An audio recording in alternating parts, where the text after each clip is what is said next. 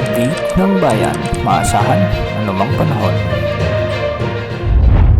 Magandang araw po sa ating lahat. Narito ng pinakuling update sa magiging lagay ng ating panahon sa araw na ito at sa mga susunod na araw. Sa kasalukuyan ay tatlong weather systems pa rin ang patuloy na nakakaapekto sa ating bansa.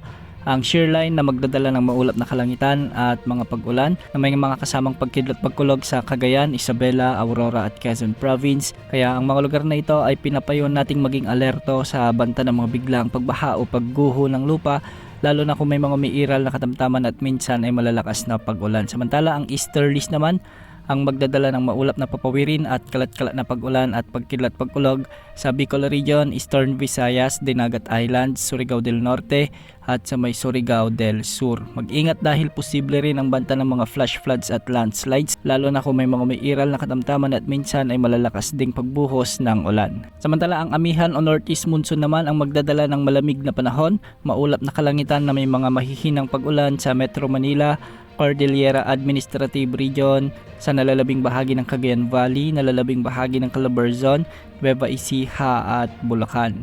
Amihan din ang magdadala ng bahagyang maulap hanggang sa maulap na kalangitan, mga isolated rain showers o kalat-kalat na mahinang pag-ulan sa Ilocos Region at nalalabing bahagi pa ng Central Luzon. Samantala sa nalalabing bahagi ng ating bansa, maalinsangan na panahon naman ang inaasahan dulot ng easterlies at magdadala ng bahagyang maulap hanggang sa maulap na kalangitan at kalat-kalat na mahinang pag-ulan at thunderstorms. Matataas na pag-alon pa rin ang inaasahan sa mga karagatan ng Northern Luzon at sa eastern sections ng Central Luzon, posibleng mabot hanggang 4 meters sa nalalabing karagatan ng Luzon at sa eastern sections ng Visayas at Mindanao, posible mga pag-alon hanggang 2.8 meters sa nalalabing karagatan ng bansa, posible ang mga pag-alon hanggang 1.8 meters. Sa kasalukuyan wala tayong minomonitor na LPA o bagyo sa loob at labas ng ating area of responsibility hanggang sa susunod na 24 na oras. Ngunit base sa iba't ibang guidance models, posibleng magkaroon ng sama ng panahon at posibleng pumasok ito sa ating area of responsibility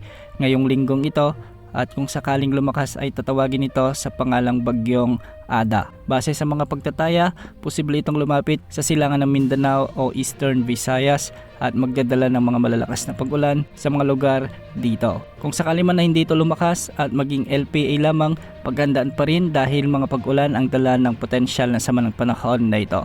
Yan muna ang latest sa lagi ng panahon. Ito pang weather update ng bayan, maasahan anumang panahon.